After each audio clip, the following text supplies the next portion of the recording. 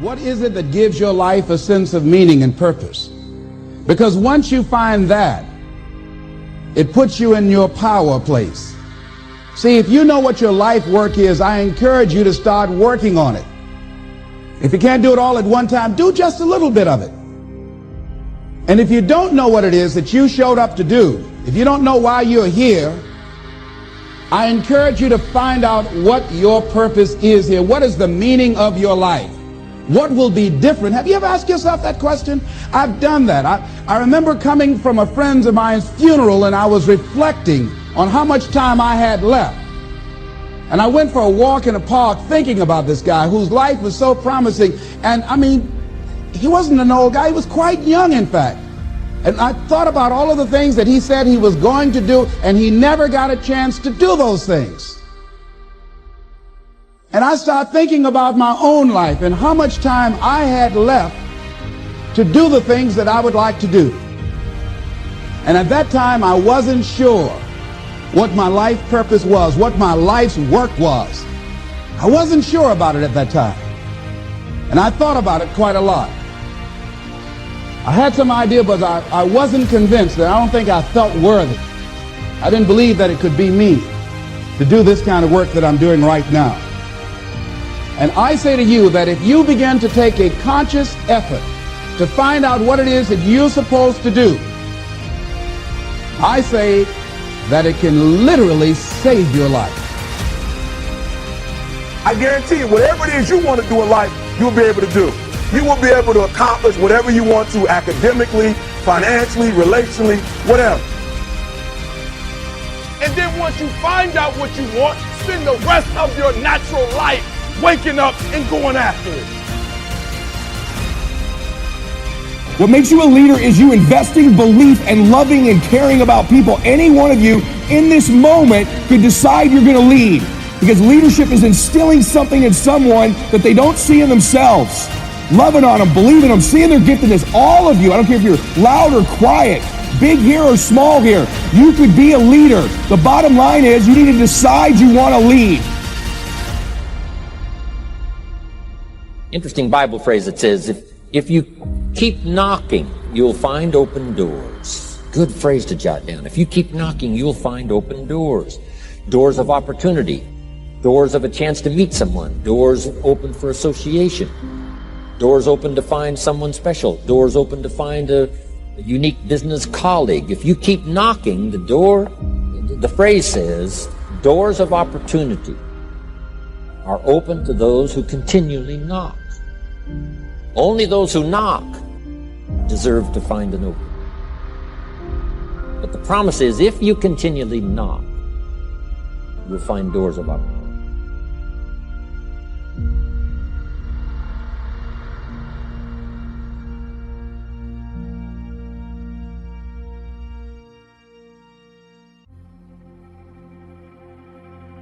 Why is it that most people don't pursue their dreams or don't do better than what they're doing if they're capable of doing it? I think that many of us don't go the next step because we don't know what to do yet. And I say that the reason that we don't even explore the possibility of what to do is because subconsciously we don't believe that it can happen for us, and we don't believe that we deserve it. Your dreams for the next 3, 5, 10, 20, 30, 40 years, actually the rest of your life. Your dreams. You've got to keep dreaming. Ronald Reagan, president, said to the joint session of Congress a few weeks ago, "The Republic is a dream. And if we don't keep dreaming, we will lose the Republic." Your better future is a dream for yourself and for your family. Where do you want to go? What do you want to do? What do you want to be? What do you want to see? You've got to dream dreams. There's a Bible phrase that says, without dreams and visions, people perish. You've got to have something to go for that inspires the heart and the soul. Dream. From the children of Sanchez, it says, take the crumbs from starving soldiers, they won't die. Take the bread from hungry children, they won't cry. But without dreams, we all will die. You've got to dream. Don't lose your dream. For yourself, for your future, for your family, the dreams of love and enterprise and travel and doing things, becoming something unique on your journey here. Don't lose your dreams. Do some dreaming. That's long-range goals. You've got to have those. So that's number one. So here's what I'm suggesting. How much time do you spend working on you? How much time do you spend every day working on your dream? In the last 90 days, how many books have you read? In the last year, what new skill or knowledge have you acquired? What kind of investment have you made in you? So I'm saying that as you begin to look at where you want to go, if you want to make it today, and things are changing so fast you have to literally run to stand still, I'm saying that you've got to make some conscious effort to begin to work to develop you. Life responds to deserve, not need. Life was not designed to give us what we need. Life was designed to give us what we deserve. Once you understand that little life principle in your own self-interest, I'm telling you, it's life-changing. The ancient law does not go like this. If you need, you will reap. No, it doesn't work that way. A lot of people out there are hoping it works that way. But no, it doesn't. The ancient law goes like this. If you plant, you will reap. If you sow, you will reap. Somebody says, well, I really need to reap. Well, then you really need to plant in your own self-interest. I will not suggest that you work harder.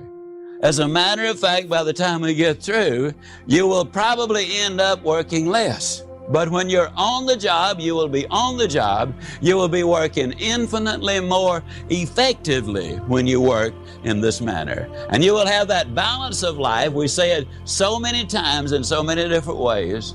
There's a difference between standard of living and quality of life. And we're going to be looking at quality of life because that's the significant thing. 1953, Yale University did a study of their graduating seniors. They discovered that of those seniors, only 3% of them had taken all of the steps necessary to set their goals.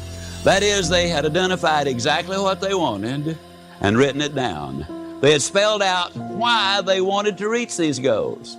They had listed the obstacles they had to overcome in order to get there.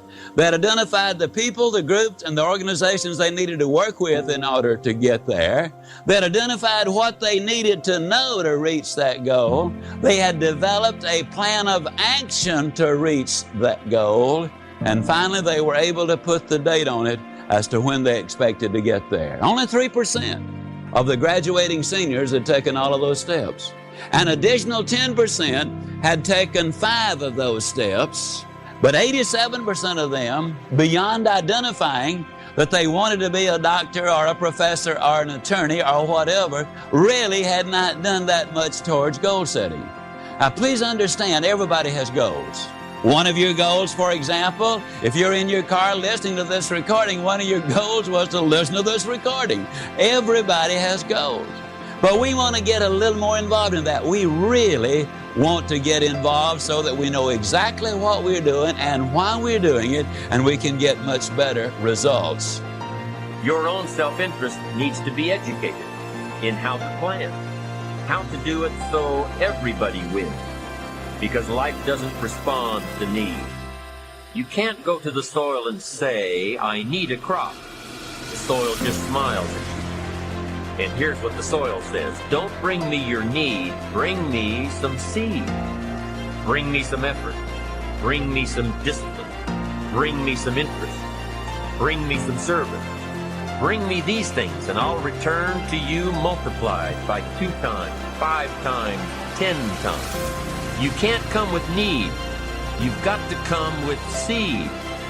You've got to come with willingness. You've got to come with skill.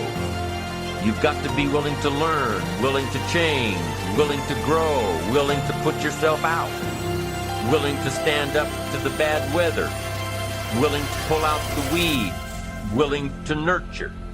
That's the only way you get a return. For the simple reason, by the time you get started, the day is half finished, and now you're checking your email and you're talking to your friends, and then it's lunchtime and coffee time and spam time and everything else. Get up at 6 o'clock and develop a ritual. Get up, exercise, then sit, plan your day, get organized, and start to hit it at 8 o'clock. As a man, you think first, understand next before you speak. So what he says, according to the scriptures, he says, as a man thinketh in his heart, so is he. So you are in your heart how you think. And if your heart is out of whack, your life will be out of whack, because everything about your life is going to come from your heart, and your heart's going to be based on how you think. Are you committed? Because without commitment, nothing happens. If you don't learn to give like you learn to get, every area that there is not reciprocity, it will die. Reciprocity. What do you give back for what you get? If you're not committed, you're not going to make it. Even the ones with the personalities you don't like. You have to be committed. Through the storm and the rain and the heartache and the pain and the disappointment, you have to believe in the we and the us and not the me and the you. Or you're not gonna make it. It's a commitment. It's not a feeling. Until you have had the taste of finishing, you will not respect yourself. Until you follow through, until something is done, come hell or high water. I hate plan B. When you start doubting yourself, that's very dangerous. Because now what you're basically saying is that if my plan doesn't work, I have a fallback plan, I have a plan B. If you want to be successful, learn from the other people's mistakes. Don't learn from the successful stories. Get your ass kicked, get back up, and you put the gloves back on and you swing away. Clanging and banging, we call it. You know, the masters make the hardest things in the world look easiest. And in the moments where you push yourself, when no one else is around, those moments have a tendency to lead to success. Invest in things that we know we can personally impact the outcome of. If I believe that I can take something that's already a good company and just make it a little more likely to be a success, then that's a rigged game for me. And the thing is, in this new hyper-competitive age, none of us can afford to be complacent. Professors might earn the distinction of tenure, but that doesn't guarantee that they'll keep putting in the long hours and late nights and have the passion and the drive to be great educators. The same principle is true in your personal life. And so for me, I want to live in a state of being grateful and blissful now, not waiting for some future place or date that may never arise. So 80-20, right? I spend 80% of my time thinking about the things that are amazing in my life that I'm grateful for, the beautiful things that I want to build and create, but I also spend 20% of my time kicking myself in the ass because otherwise you get really stagnant. One of the big problems is sitting down and doing the work.